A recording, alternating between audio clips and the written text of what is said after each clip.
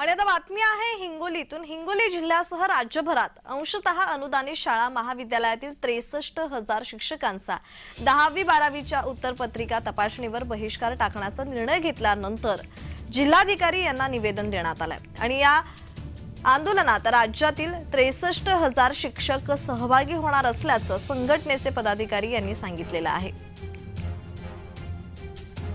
याचाच आढावा घेतलाय आमचे प्रतिनिधी श्रीधर वाळवंटी यांनी। पाहूया।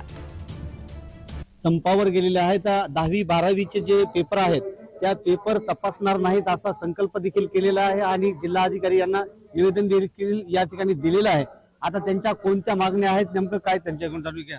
काय मागणी? मागील 20 वर्षापासून आमचे शिक्षक बांधव विना वेतन काम करत आहेत आणि दिवाळीमध्ये आमच्या शिक्षक समन्वय संघाने संप पुकारला होता। आझाद मैदानावर ते आंदोलनाला बसलेले होते।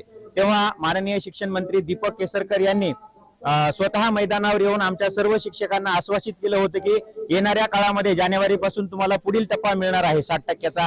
जे 20%वर असतील त्यांना 40%चा आणि 40%वर असतील त्यांना 60%चा। परंतु त्यांनी त्या आपल्या दिलेल्या आश्वासनाचा जो शब्द आहे तर तो न पाळता पुन्हा आम्हाला शब्दांचा खेळ करून मी तुम्हाला या वर्षी नाही तर पुढच्या वर्षी देणार होतो असं म्हणालो होतो असं ते म्हणाले। यामुळे आमच्या या शिक्षण समन्वय संघाने असा निर्णय केलेला आहे की येणाऱ्या ज्या 10वी-12वीच्या परीक्षा आहेत तर त्या परीक्षेच्या कामकाजावर बहिष्कार टाकण्याचा आमच्या सर्व शिक्षक समन्वय संघानं ठरवलेलं आहे। म्हणून 10वी आणि 12वीचे पेपर आम्ही तपासणार नाही। 63,000 शिक्षकांनी खऱ्या अर्थानं पेपर तपासणीवर बहिष्कार टाकलेला आहे आणि खऱ्या अर्थानं गेल्या अनेक वर्षापासून विनावेतन काम करत असताना काय अडचणी येतात हे सगळ्यांना माहित आहे।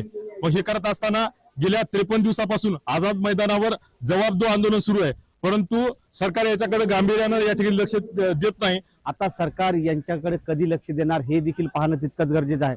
श्रीधर वाळवंटे, जय महाराष्ट्र न्यूज, हिंगोली।